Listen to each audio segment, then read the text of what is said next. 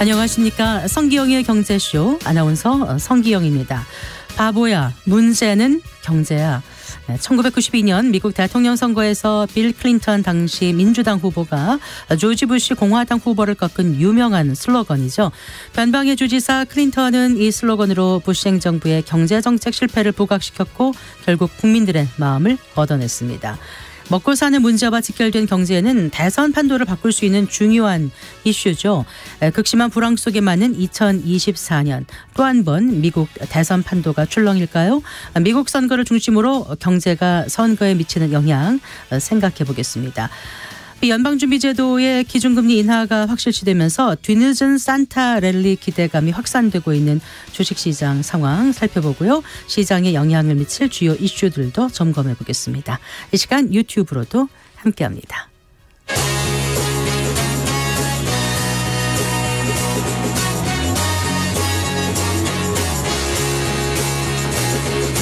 경제 시야를 넓혀드립니다. 투자의 지름길을 안내합니다. 돈 되는 정보를 발견하는 시간. KBS 1라디오 경제쇼.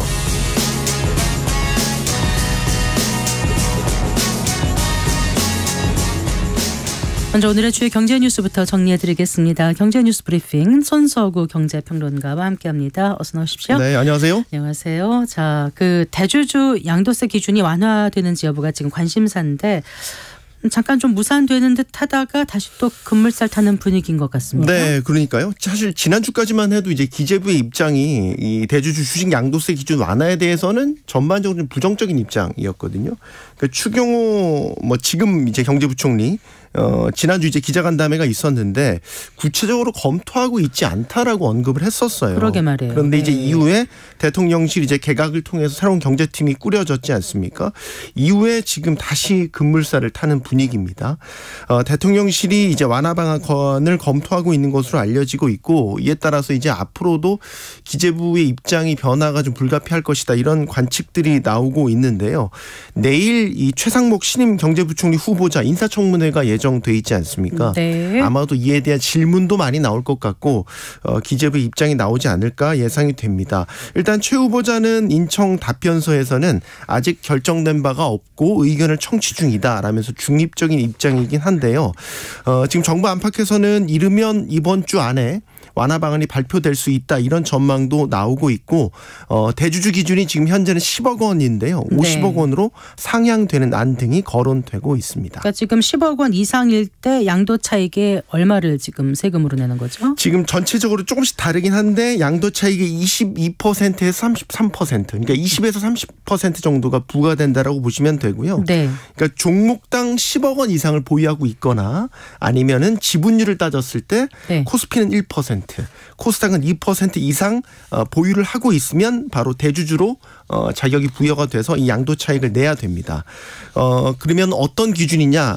이제 마지막 날을 기준으로 선정이 되는데요. 네. 예를 들어서 올해 증시 폐장일이 12월 28일입니다. 네. 우리는 이제 주식을 매입하거나 매도했을 때 이제 결산 기간이 있어요. 이틀이 부여가 되기 때문에 26일 기준으로 결정이 되고요. 네. 그래서 만약에 대주주로 회피를 하려면 25일까지는 결정을 하셔야죠.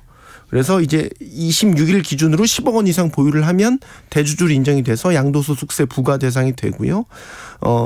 따져보면 이제 만약에 1억 매도를 한다면 2, 3천만 원을 이제 양도세를 내야 된다라는 계산이 나옵니다. 이게 항상 연말이 되면 이 부분이 이제 그 부담이 돼요. 그래서 26일 전까지 세금 부과 대상이 되지 않기 위해서 어떤 개인들의 주식 매도세가 강해지는 경향이 있거든요. 네. 그래서 이게 해당 종목의 주가 하락은 물론이고 지수 자체도 좀 하락을 일으켜서 오히려 이게 개인 투자자들이 손해를 본다는 비판이 많이 있어서 그래서 지금 완화를 하자 이런 목소리가 나오고 있는 겁니다. 네. 그런데 이렇게 자꾸 이렇게 분위기를 살피는 건가요? 한 번에 딱 결론을 못 내는 이유가 뭘까요? 일단은 양도세 완화 방안이 윤석열 대통령의 공약 사항이긴 합니다. 그런데 과세 형평이라는 측면에서 유지되는 게 맞다라는 이제 여전히 의견도 있고요. 이게 대주주 과세가 대통령령 그 시행령 개정 사항이기 때문에 국회 동의를 얻을 필요는 없습니다. 그냥 국무회의 의결을 통해서 시행이 가능하긴 한데 여야가 작년 예산안 통과시킬 때 네. 네. 금투세 과세를 2년 유예하자 대신에 이 대주주 기준 금융투자소득세 그렇죠. 네. 금융투자소득세는 유예하자라고 한 대신에 이 대주주 기준은 현행 10억 원을 유지하자라고 그때 합의를 했었어요. 예. 그래서 만약에 이거를 정부가 이제 바꾸게 된다면 야당 반발도 예상이 되고 있는 그런 상황입니다. 네.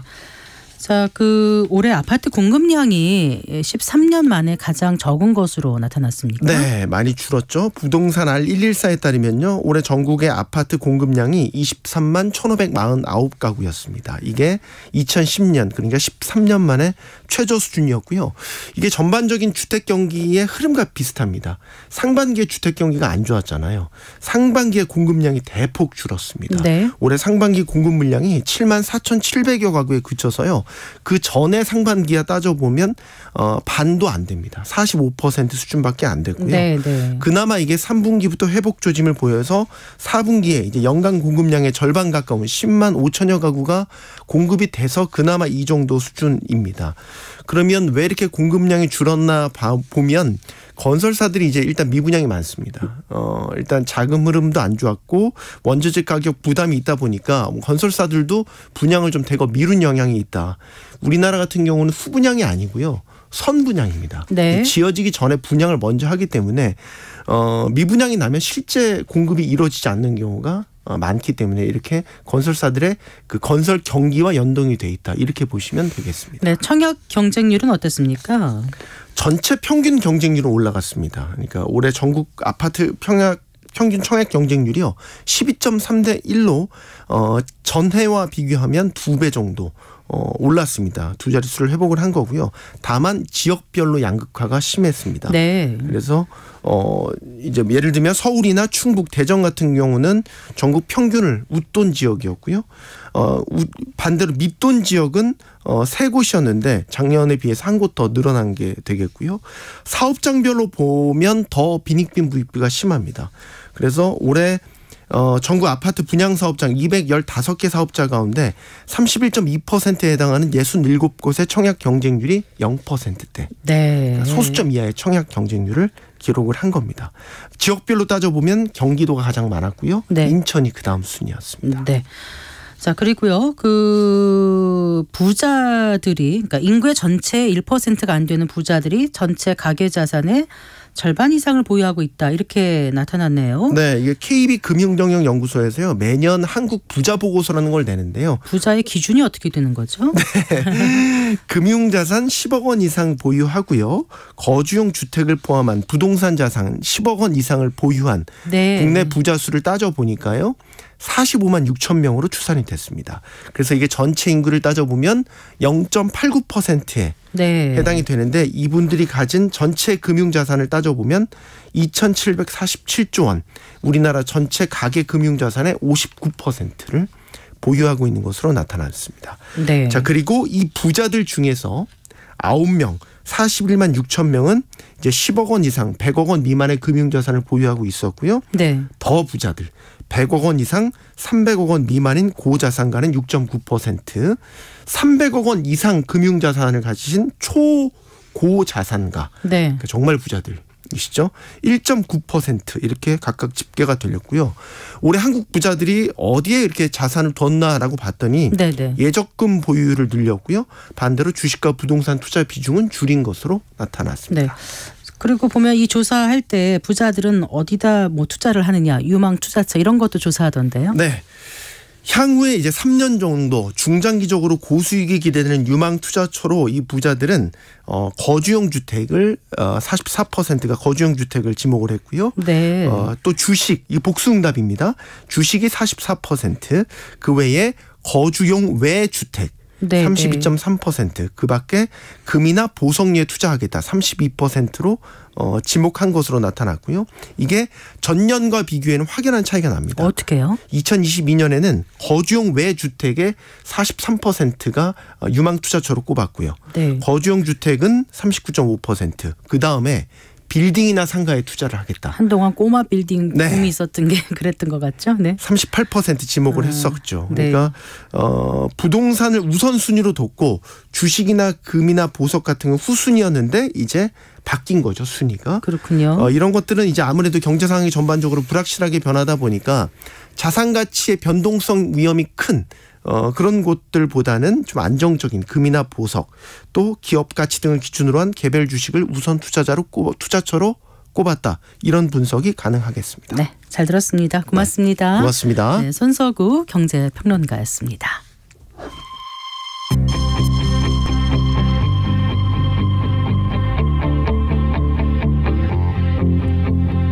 경제 전문가의 원포인트 레슨. 꼭 알아야 할 정보와 이슈를 알기 쉽게 풀어드립니다. 대한민국 경제 고수와 함께 투자의 맥을 짚는 KBS 1라디오 경제쇼. 진행의 성기영 아나운서입니다.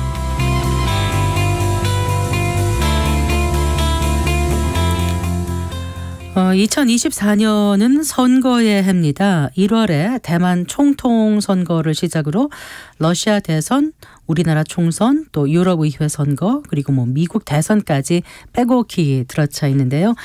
경제는 투표에 결정적인 영향을 미치는 핵심 변수였고 또 선거 결과는 금융시장과 자본시장에 폭풍을 몰고 오기도 했죠. 정치가 경제를 흔들고 또 경제가 정치를 판가름질 격동의 한 해 전망해 보겠습니다. 허준영 서강대학교 경제학부 교수 스튜디오에 모셨습니다. 반갑습니다. 교수님. 네, 안녕하세요. 안녕하세요. 네. 경제가 참 좀 어수선하다, 어렵다 이런 얘기를 많이 하는데 네네. 2024년에 이렇게 선거 일정이 많은가? 네네. 궁금해하실 것 같아요. 어느 정도 많습니까? 생각을 해보면, 그러니까 지방선거 이런 거 제외하고요. 네. 대선하고 총선, 전국 단위의 아주 중요한 선거만 따져도 전 세계 50여 개 국가에서 열리고요. 네. 그리고 이것을 전 세계 GDP로 따져보면 한 GDP의 절반 이상을 차지하는 국가에서 이 선거가 치러지고 인구수로 따지면 한 23억 명 정도의 인구가 사는 곳에서 대선 혹은 총선이 열리게 되는, 사실 네. 이런 경우가 그렇게 많지 않은데요. 네. 굉장히 내년이 특이한 해가 될 것 같습니다. 내년에 크고 작은 선거가 예정돼 있는 나라가 모두 76개국이다. 이런 네네, 거 보고 아주 맞습니다. 깜짝 놀랐는데. 네네네. 그렇군요. 그러면은 인구의 몇 명이 자신의 표를 어떤 선거든 행사하게 되는 거잖아요. 네, 맞습니다. 네.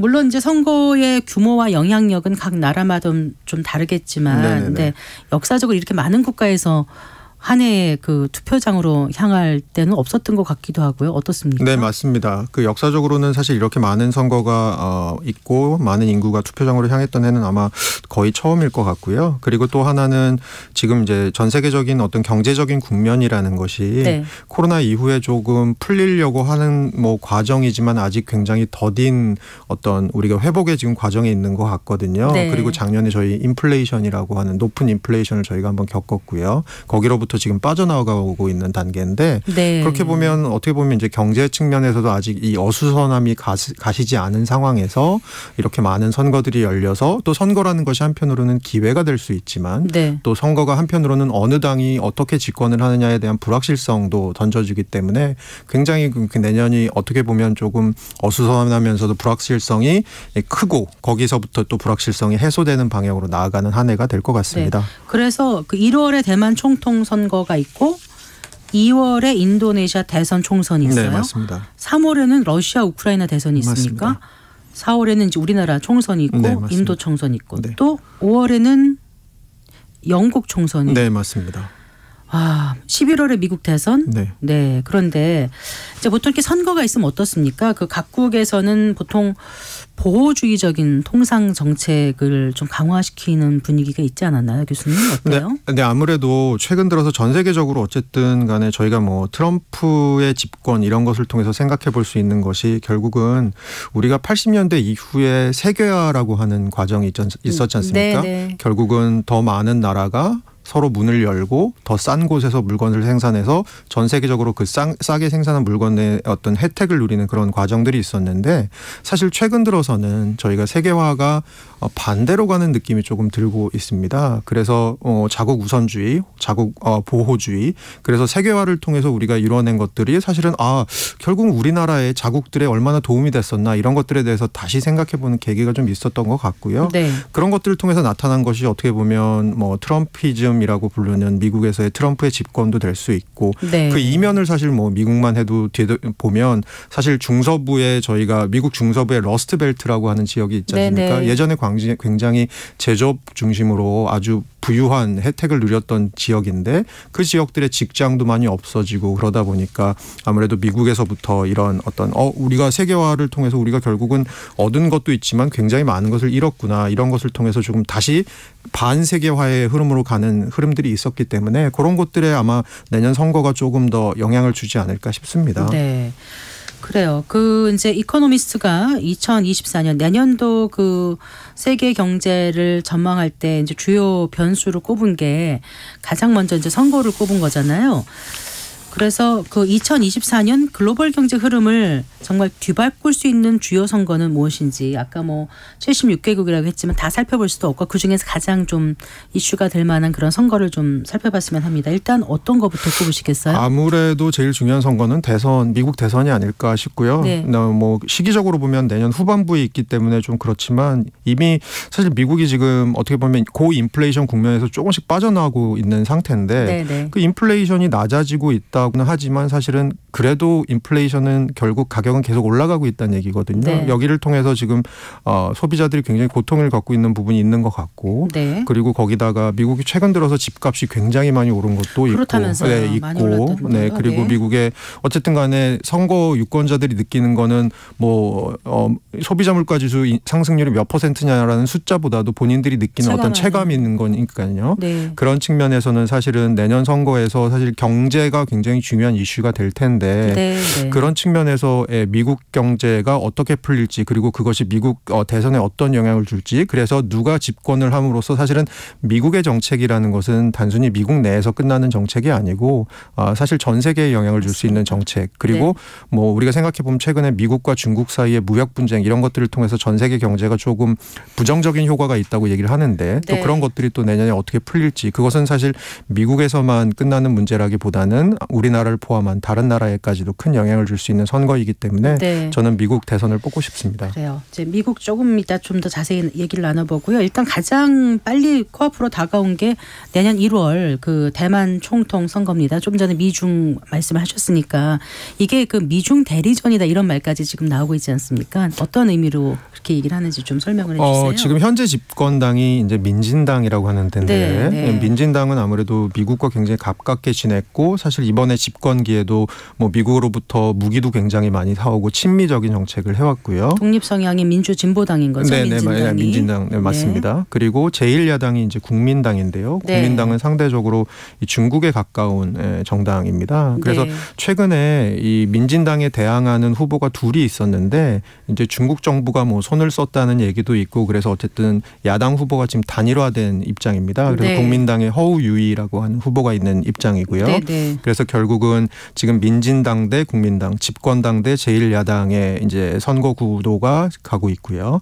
그래서 어떤 당이 집권하느냐에 따라서 사실은 그 대만의 외교 노선이 결정되는 부분이 되게 크기 때문에 요것들에 대한 흐름이 조금 중요할 것 같습니다. 그러니까 이제 친중 성향인 거죠. 지금 국민당이 허우유이 후보고. 네, 맞습니다. 그럼 민진당에는 라이칭더 후보 맞습니다. 거기 이제 미국이 라이칭더 후보가 되기를 원한다고 볼 수 있겠잖아요. 그런데 이제 독립 성향의 민진당의 그 재집권을 막기 위해서 중국이 간섭하고 있다는 미국 측 비판에 대해서 중국은 뭐 대만 선거는 중국 내부의 일이다 이렇게 입장을 내놨던데 어떻습니까?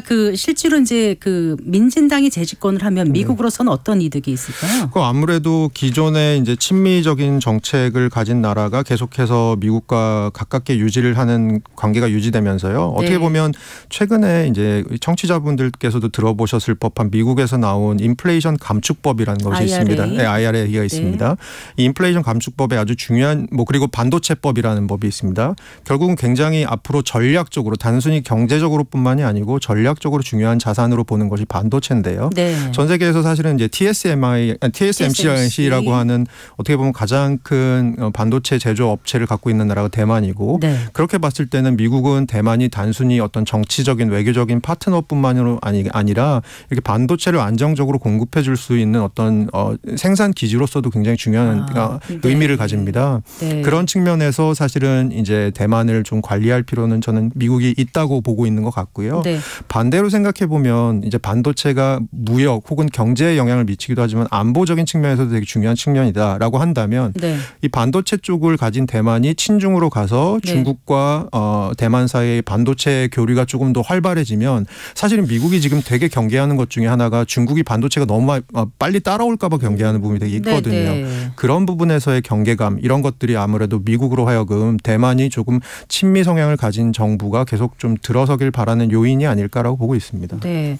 그런데 대만이 혹시 이제 친중 노선으로 돌아서게 된다라면은 그거는 우리에게는 어떤 영향을 미칠까요? 아무래도 경제적인 측면과 안보적인 측면이 같이 있을 것 같습니다.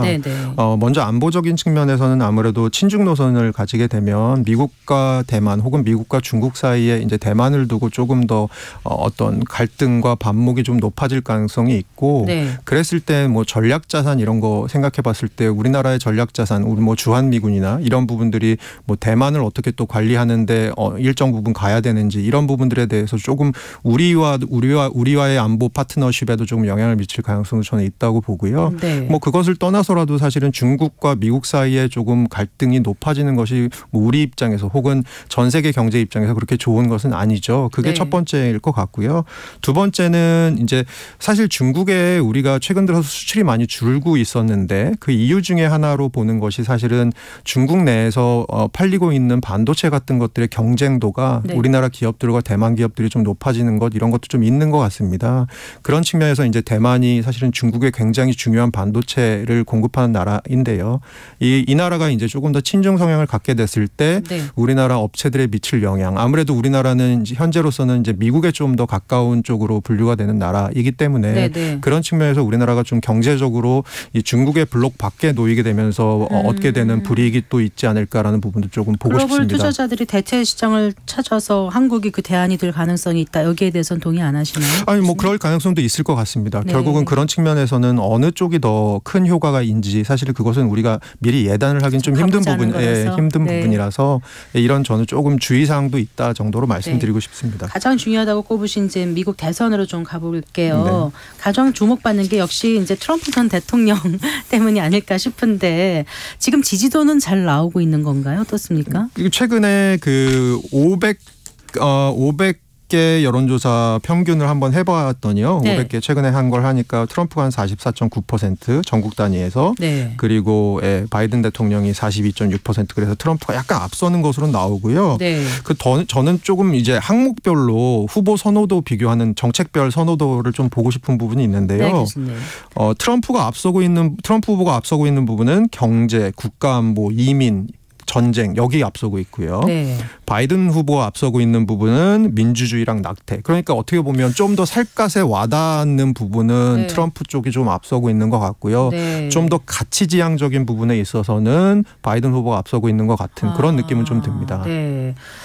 그런데 지금 바이든 행정부의 경제 성적은 나쁜 건 아니잖아요.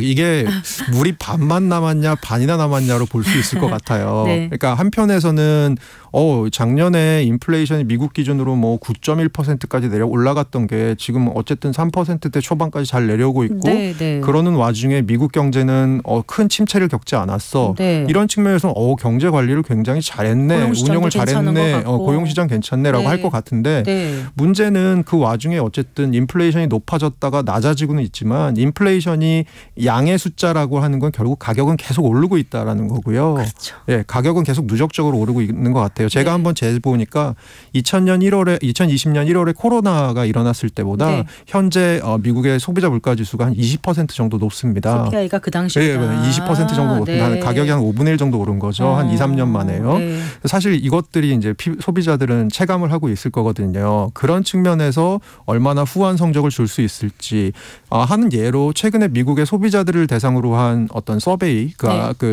그걸 한번 해보니까 미국 소비자의 한 59% 정도가 사실은 침체를 겪고 있는 것 같다라는 얘기를 했다고 합니다. 그러니까 사실은 경제 지표로 봐선 괜찮은 것 같은데 그렇습니다. 실제로 피부에 와닿는 체감은 다르다는 거잖아요. 네, 그렇습니다. 그런 그게 이제 표심이 그렇죠. 나타날 수 있는 거고. 예, 아무래도 뉴스에서 보는 숫자는 자기 피부에 와닿지 않을 가능성이 좀 크니까요. 네. 그렇게 봤을 때는 바이든 정부가 뭐 잘한 부분도 있겠지만 또 그런 것들이 얼마나 유권자들의 표심으로 연결이 될 수 있을지에 대해서는 조금 의문이 있을 수도 있을 것 같습니다.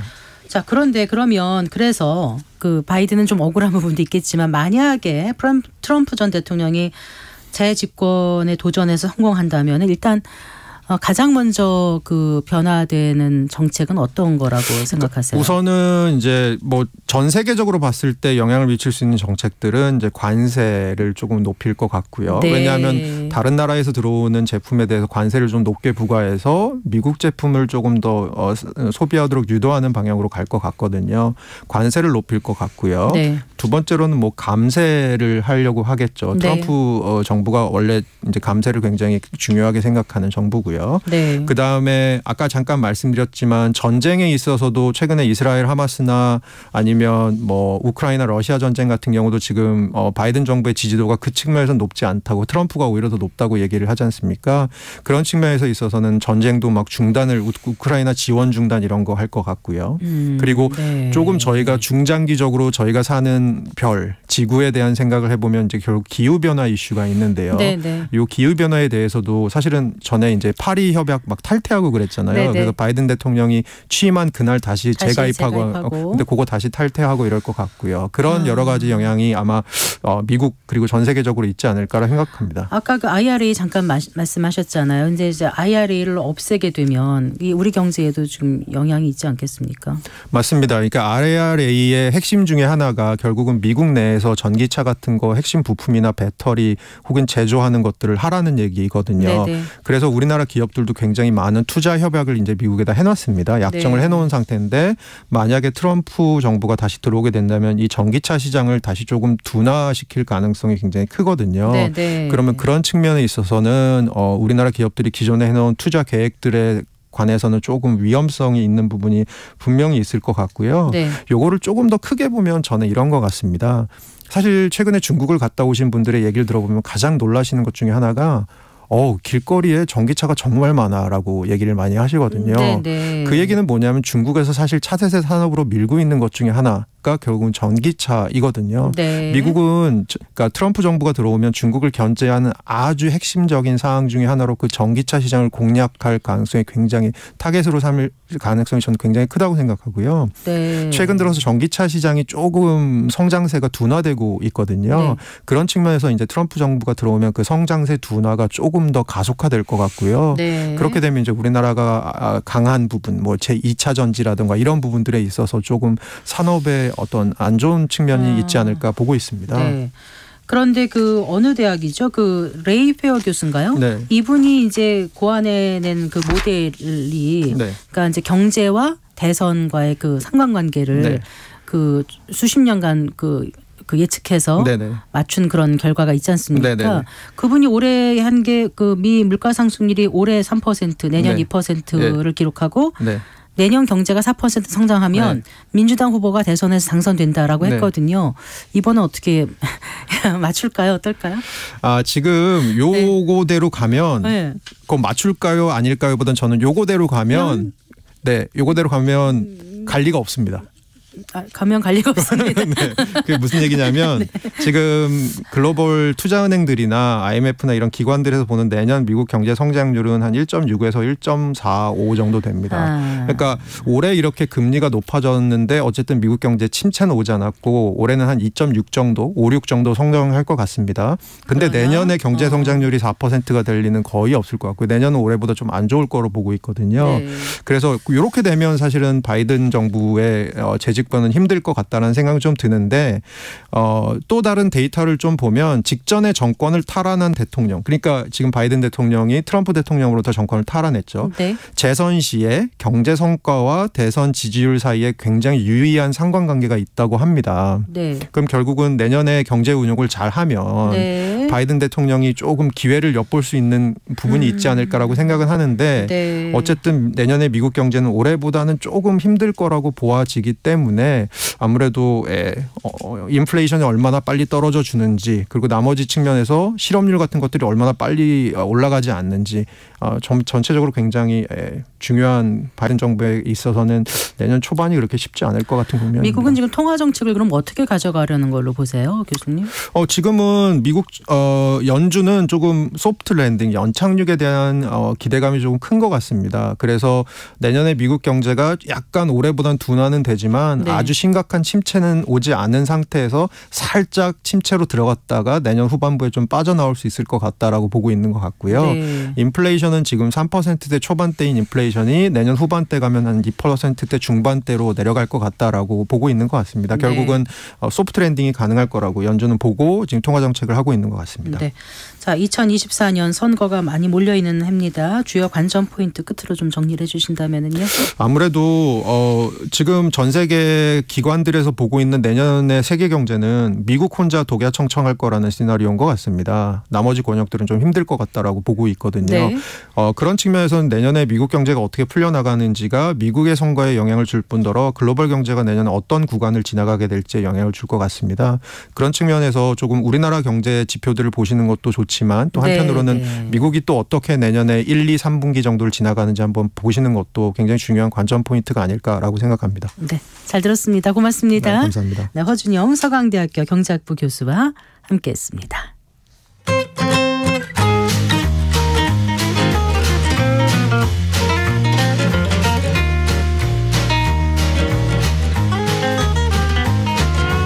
경제 맛집 투자 핫플. 지금은 돈 벌기 딱 좋은 시간. KBS 1라디오 경제쇼.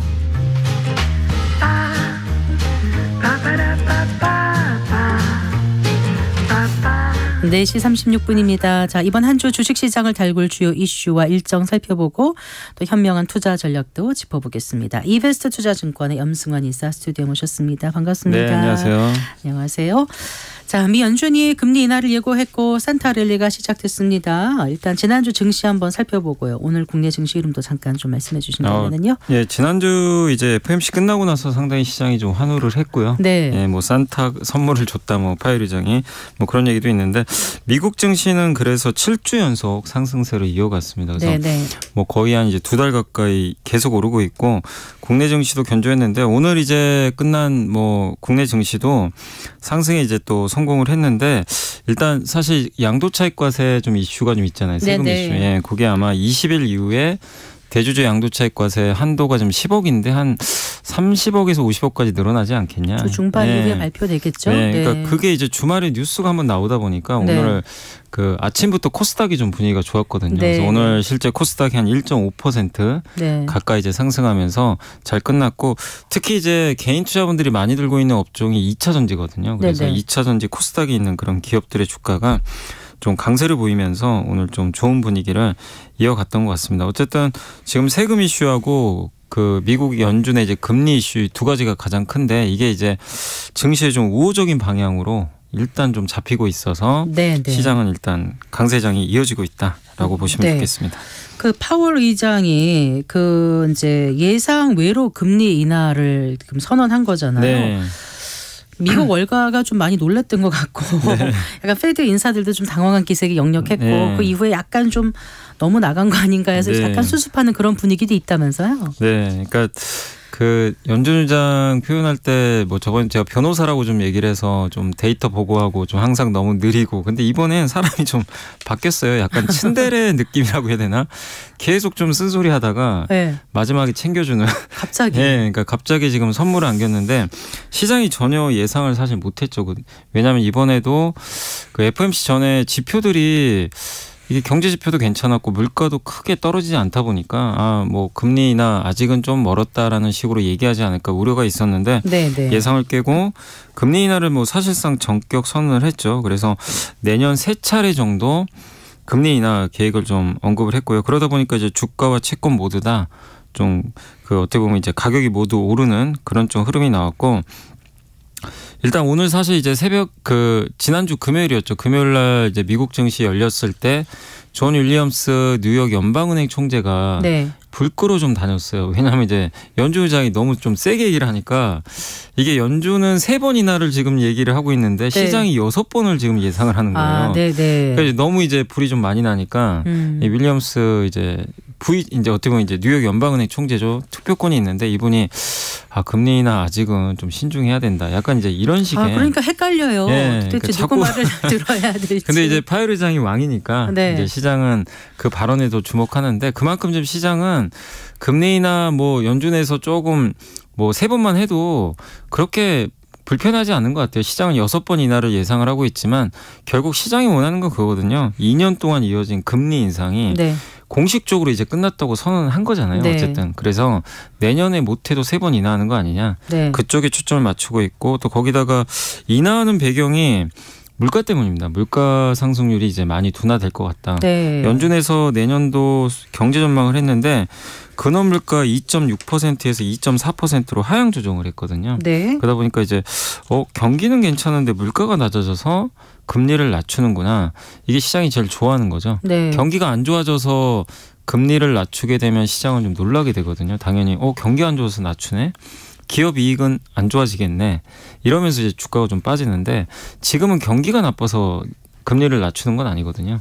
그러니까 낮추는 이유가 물가 때문이니까. 네. 그래서 시장은 일단 긍정적으로 지금 반응을 하고 있다. 어쨌든 그동안 데이터 의존적인 모습을 보였던 이 파웰 연준 의장이 갑자기 선제적인 좀 발언을 하면서 네. 시장은 좀 환호를 했다고 보시면 되겠습니다. 근데 뭐 소비자 물가, 뭐 생산자 물가 이런 것도 중요하지만 그 근원 PC인가요? 네, 그러니까 근원 물가 개인 소비 지출 그게 중요하다면서요. 네, 그래서 이제 이번 주에 발표가 될 예정인데, 네. 근데 그게 이제 뭐 3% 초반이나 좀 뭐 더 기대하는 거 3% 좀 깨는 것도 좀 기대를 하고 있는데 어쨌든 좀 물가가 계속 안정화되고 있고 이 지표까지 이번 주에 잘 나온다면 네. 더 금리 인하에 힘을 실어주지 않을까 이렇게 보고 있습니다. 네, 그 패드 워치 툴이라는 게 어떤 겁니까? 그러니까 이제 패드에서 이제 패드 워치라고 이제 이제 미국의 이제 금리 예측을 하는 거거든요. 네네. 그러니까 미국이 이제 언제 몇 월에 금리를 뭐 낮출 것 같다 아니면 올릴 것 같다. 그러니까 이게 와치라는 게 이제 감시한다는 얘기잖아요. 사실 어떻게 보면. 그래서 연준이 지금 어떤 생각을 갖고 있고 어디에 좀 이제 베팅을 할지 그런 것들이 이제 미리 좀 예측하는 건데 네. 사실 그게 무조건 또 잘 맞는 건 아니에요. 왜냐하면 연준 의장은 항상 시장이 좀 앞서가면 좀 뒤로 물러나고 좀 그런 성격이었다 보니까 네. 근데 이번에는 어쨌든 그 시장이 그러니까 패드 와치가 예상했던 것보다 좀 더 네. 공격적인 멘트를 해버리니까 시장이 좀 더 놀라지 않았나 이렇게 좀 보고 있습니다. 네. 그리고요 그 예멘 반군이 컨테이너선을 공격해서 해운사들이 선박 운항을 중단했다는 소식이 전해졌잖아요. 네. 이것 좀 살펴볼까요? 이게 어떤 영향을 줄까요? 이게 이제 아마 3년 전인가 2년 전에 기억하시겠지만 저기 그 수에즈 운하에 네. 그 배가 하나 이렇게 누워가지고 그 운항이 좀 중지됐던 거 아마 기억하실 거예요. 그때 이제 운임지수가 급등한 적이 있었거든요. 네네. 그래서 난리가 났었죠. 너무 이제 물가가 이제 올라간 배경 중에 하나였는데 이번에는 그 예멘의 후티 반군이 네. 노르웨이 국적의 그 탱커선이거든요. 원유 운반선인데 여기 스트린다호에 대해서 미사일 공격을 가했다고 이제 보도가 됐거든요. 네네. 근데 이제 이거 이스라엘 그쪽을 좀 통과해서 가는 배들이다 보니까 일단은 국적 안 가리고 공격 계속 하겠다라고 좀 언급을 했다고 합니다. 네네. 그러다 보니까 이제 세계 4대 그 해운사가 있거든요. 네네. 거기가 모두 이쪽 항로로 이제 안 가겠다. 당분간은 운항을 중단하겠다. 그럼 어디로 돌아가야 되냐면요. 네. 저기 그 아프리카 희망봉 아시죠? 네, 네. 그 밑으로 뚫어서 이렇게 가야 돼요. 한참 돌아가야 되는 한참 거예요? 들어가야 되는데 예를 들면 부산항에서 이스라엘까지 그 이스라엘 항구까지 가려면 항해 기간이 37일 정도 걸린대요. 네, 네. 근데 여기로 통과해서 가면은 20일이 더 늘어난다고 합니다. 그럼 이제 20일 동안 비용이 더 늘어나겠죠. 그러면 네. 어떻게 되냐면 운임 비용이 올라가요. 그렇겠네요. 당연히 더 선주들한테 돈을 더 줘야 되니까. 네. 그래서 사실 오늘 운임 그 이쪽 해운주들 주가가 급등을 했습니다. 네. 네, 굉장히 올랐던 게 왜냐하면 2년 전, 3년 전에 해운 운임 급등했을 때 돈을 엄청 벌었거든요. 근데 약간 이제 그런 이제 공급 이슈가 좀 생기다 보니까 급등을 했는데 그래서 다만 HMM 흥하해운 이런 게 많이 온 오늘 거군요. 굉장히 좀 큰 폭으로 올랐거든요. 네. 근데 이제 문제는 이게 해운주한테는 좋은데 경제 쪽으로는 안 좋아요. 그러니까요. 왜냐하면 이제 이거 실어서 나르는 뭐 예를 들면 가전회사가 컨테이너 선에 실어 수출해야 되는데 일단 비용이 올라가거든요. 네. 근데 이런 비용이 올라가면 가격이 또 전가돼서 물가를 자극시켜요. 그래서 지금 연준이 어쨌든 좋은 선물을 좀 주긴 했는데 만약에 이게 혹시라도 장기화돼 버리면 다시 연준이 금리 인하하려던 걸 미룰 수도 있거든요. 네. 그래서 이 부분은 좀 약간 우리가 좀 알 수 없는 좀 변수가 생겼잖아요. 네. 그래서 좀 계속 우리가 이 해운주뿐만이 아니라 물가에 영향을 줄 수 있는 변수라 좀 잘 좀 눈여겨봐야 될 것 같습니다. 아, 그렇군요. 예. 예, 그리고 그 올해 이제 반도체 분야에서는 엔비디아가 네네. 독주를 이어갔는데 여기에 맞서서 또 인텔이 차세대 AI 칩 발표하지 않았습니까? 네. 엔비디아의 독주를 막을 수 있을까요? 어떻게 전망하세요? 그러니까 인공지능용으로 쓰이는 이제 반도체 GPU라고 하는데 이쪽에서 뭐 엔비디아의 거의 독주였죠 사실 올해. 그래서 주가도 많이 한 200% 이상 올랐는데 경쟁사의 AMD와 인텔이 너무 좀 잠잠했는데 저번에 말씀드린 대로 지난주에 한번 그 이제 AMD가 발표를 먼저 했고 네. 그 지난주 후반에 이제 인텔도 드디어 공개를 했습니다. 근데 두 가지 공개했는데 하나가 PC 있잖아요. 네. 그 우리 흔히 쓰는 그 PC에 들어가는 그 CPU 있습니다. 그 네. 연산하는 반도체인데 GPU 그게 말고 CPU요. 예, CPU. 네. 예. 그래서 그게 AI 기능을 또 지원을 합니다. 그래서 AI PC를 쓸 수 있는 그 CPU인데 네. 이름이 메테오 레이크라고 합니다. 그래서 요걸 신규로 발표를 했고 결국 이게 만약에 성공을 한다면 네. 인텔이 노트북 시장의 그 CPU 전 세계 점유율이 한 70%나 되거든요. 인텔 걸 거의 다 써요. 근데 인텔이 이 CPU가 성공하면 네. AI PC 시장이 열려버릴 수가 있거든요. 열린다는 게 무슨 말씀이세요? 그러니까 AI PC는 아직은 거의 없는 상태인데 네. AI 기능이 들어간 PC가 나오는 거죠. 요게 네, 지원을 네, 해주니까 네. 그 CPU거든요. 근데 이게 만약에 이제 성공을 한다면 AI PC가 많이 늘어나겠죠. 그러면 AI PC에는 또 용량이 큰 메모리 반도체가 들어가야 되니까 네. 우리나라 반도체한테도 상당히 좋을 수밖에 없고 그래서 네. 엔비디아 독주에 하는 것보다는 이렇게 이제 서로 좀 경쟁을 하면 한국한테는 좀 우호적이지 않을까 이렇게 좀 보고 있고 사실 인텔이 지난 몇 년간 자존심을 많이 구겼거든요. 네. 그래서 전 세계 1위 반도체 회사였는데 정말 존심이 많이 상했습니다. 왜냐하면 그동안 이제 양산 능력이 좀 떨어진다라는 좀 얘기들이 좀 나오면서 AMD에도 한때 좀 밀리는 모습도 나왔고 엔비디아는 완전히 추월해버렸죠. 인텔을 앞서가지고. 네. 근데 이제 인텔이 이제 작심을 한 것 같아요. 그래서 반격 카드를 꺼냈는데 관건은 내년에 인텔의 제품을 고객들이 얼마나 사줄지. 요게 좀 관건이 될 것 같습니다. AI PC면 어떻게 달라지는 거죠? 그러니까 지금은 우리가 만약에 여러분이 챗 GPT에 접속을 해가지고 네. 검색을 해서 물어보잖아요. 챗봇한테 나 오늘 여기 그 경제쇼 나왔다. 네. 경제쇼가 뭐야 이렇게 물어보면 네. 좀 바로 대답을 안 합니다. 네. 조금 뜸들이죠. 예, 이게 왜냐하면 이게 PC에 그게 달린 게 아니라 클라우드 있거든요. 외부 서버에 한번 갔다 와요. 이러니까. 근데 AI PC 뭐냐면 네. 그냥 달려 있어요. AI 기능 자체가. 그래서 제가 바로. 만약에 물어보면은 그냥 답이 순식간에 나오는. 그러니까 약간 이제 한번 건너뛰는 게 아니라 이 PC에 직접 탑재하는 거죠. 네. 그게 이제 AI PC인데 그러려면 이걸 지원하는 CPU가 들어가야 되거든요. 네, 네. 근데 그거를 이번에 인텔이 좀 공개를 했다. 이렇게 그래요? 보시면 되겠습니다. 기대가 되네요. 네. 네. 그리고 그 북미에 진출한 국내 분리막 전액 네. 기업이 그 미국 인플레이션 감축법 IRA에 따른 세제 혜택 받을 수 있게 됐다. 이 소식이 있어요. 네. 일단 분리막과 전해액이 뭔가 이게 이제 배터리와 예. 관련된 거죠. 그러니까 배터리가 4대 소재인데 네. 양극 음극 아시죠? 네, 네. 그래서 양극에서 음극 가면 충전하는 거고 네, 음극에 음극에서. 있던 리튬이온이 양극 가면 이제 방전이 되는 거죠. 근데 양극과 음극은 절대 만나면 안 되거든요. 뭐 마치 그냥 로미오와 줄리엣처럼 만나면 안 돼서 그걸 중간에 이걸 갈라놨어요. 네. 그게 바로 이제 분리만. 예. 네. 그래서 만나면 이게 폭발 사고가 나요. 그래서 그 자동차 화재 사고 있죠. 네네. 그게 분리막이 뚫어져서 그런 경우들이 좀 있거든요. 그래서 그렇군요. 이게 정말 중요한 소재고 네. 전액은 리튬이온이 왔다 갔다 해야 되잖아요. 네. 그 리튬이온이 잘 왔다 갔다 할 수 있게 해준 용액입니다. 네. 왜냐하면 그냥 리튬이온이 가진 않거든요. 네. 이 전액이 있어야 이거를 음극으로 보냈다, 양극 보냈다. 우리가 충방전은 잘할 수 있게 해주는 거죠. 그래서 이제 그 두 개가 이제 핵심 소재인데 네. 이게 이제 어떤 내용이냐면 미국에 만약에 공장을 지어서 이 회사들이 배터리 회사에 이걸 공급을 하잖아요. 그럼 만들 때마다 네. 미국 정부가 돈을 줘요. 네. 그러니까 세액공제 해주는 거죠. 그게 이번에 들어가 있다라는 언론 보도가 있었더라고요. 그래서 오늘 뭐 엔캠이나 솔브레인 홀딩스, 동아기업 같은 회사들이 우리나라 대표적인 네.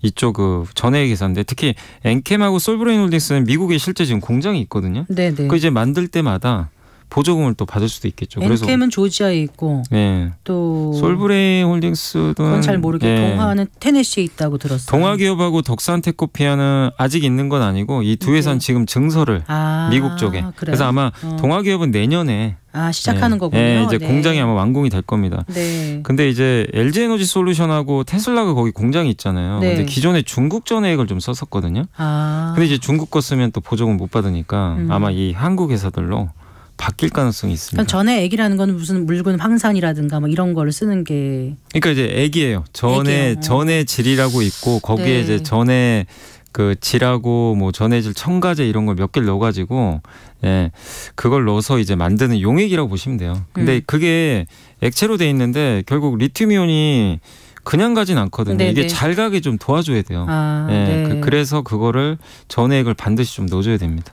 그러니까 지금 AMPC가 그 첨단 제조 생산 기술에 대한 세액 공제를 해주는 거잖아요. 네, 그러니까 미국에다 공장을 미국에서 배터리 공급망 강화하기 위해서 미국에서 제조하고 생산하고 제조하고 맞습니다. 하면은 이제 세액 공제를 준다는 거잖아요. 근데 아까 LG 에너지 솔루션 말씀하셨는데 그때 GM인가?